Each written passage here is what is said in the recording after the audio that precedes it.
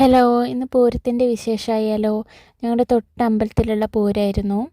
ഞങ്ങളവിടെ ചെന്ന് നിൽക്കുമ്പോൾ തന്നെയായിരുന്നു ആനകളും വരുന്നുണ്ടായിരുന്നത്. 3 ആനകളായിരുന്നു കേട്ടോ ഉണ്ടായിരുന്നത്. പിന്നെ ഞങ്ങളവിടെ കുറച്ച് നേരം ഇരുന്ന് ആനപ്പൂരമൊക്കെ കണ്ടു.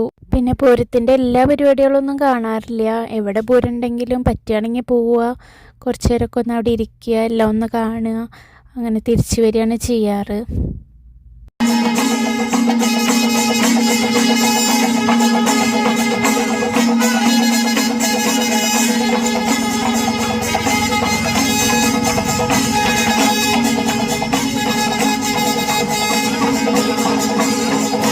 ഞങ്ങളിരിക്കുന്നതിൻ്റെ തൊട്ട് തന്നെയായിരുന്നു മൈലാഞ്ചി ഇടുന്ന ചേട്ടനും ഉണ്ടായിരുന്നത്. അതും കുറച്ചു നേരം നോക്കിയിരുന്നു. അപ്പോഴേക്കും ആനകളൊക്കെ അമ്പലത്തിൻ്റെ മുന്നിലേക്ക് വന്നിട്ടുണ്ടായിരുന്നു. പിന്നെ ഞങ്ങൾ കടയിലൊക്കെ കയറാമെന്ന് വിചാരിച്ചിട്ട് അപ്പുറത്തെ സൈഡിൽ പോയി എന്തൊക്കെയാണ് വാങ്ങിക്കാനുള്ളതെന്നൊക്കെ നോക്കുമായിരുന്നു.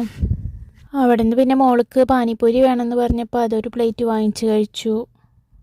പിന്നെ തൊട്ടുള്ള കടയിൽ കയറി. മോൾക്ക് എന്താ വാങ്ങിക്കേണ്ടതെന്ന് അറിയുന്നില്ല. ലാസ്റ്റ് അവൾ സ്ലൈമിൽ തന്നെയാണ് എത്തിയത്.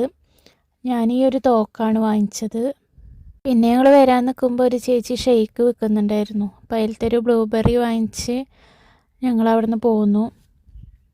പിന്നെ പോകുന്ന വഴിയിലും പരിപാടികളൊക്കെ അമ്പലത്തിലേക്ക് പോകുന്നുണ്ടായിരുന്നു. പിന്നെ അതൊന്നും കാണാൻ നിന്നില്ല. അപ്പോൾ എല്ലാവർക്കും ടാറ്റ.